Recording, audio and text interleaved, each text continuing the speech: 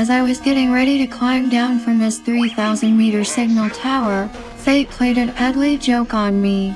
The moment I stepped onto the ladder, the bolt suddenly came loose. The next second, the entire ladder section plummeted toward the ground like a kite with its string cut.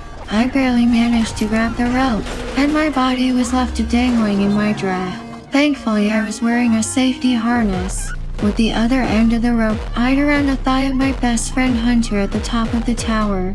At this suffocating height, Hunter used every ounce of her strength, leveraging the metal pole for support as she pulled the rope inch by inch, while I did everything I could to help, climbing up the rope with all my might.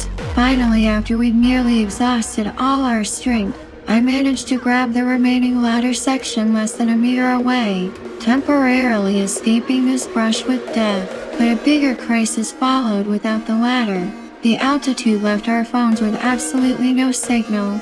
That's when Hunter came up with a bold idea.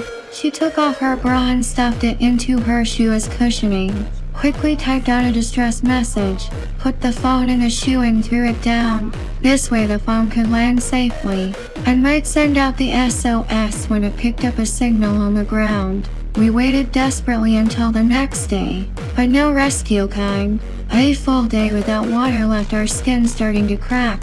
Hunter decided to risk everything to find a way out. We had a drone in our backpack, but when the ladder broke earlier, the backpack had fallen onto the satellite dish below. Hunter planned to go down and retrieve the backpack, which was absolutely insane. One wrong move would mean certain death. Without the ladder for support, her body hung in the air, but with her excellent rock climbing experience, she quickly found her balance, pressing her feet against the metal pole, inching down bit by bit. This distance of less than 10 meters took her a full hour, but the rope was still just a bit too short. No matter how much she stretched, she couldn't reach the backpack. Looking at the backpack so close yet so far away, Hunter decided to take a gamble. She unclipped the safety buckle at her waist, gripping the end of the rope with one hand, letting her body drop lower. Even so, there was still a gap between her and the backpack. Suspended in my draft, she had no way back.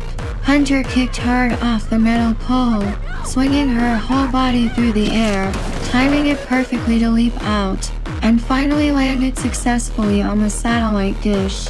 But now, how would she get back?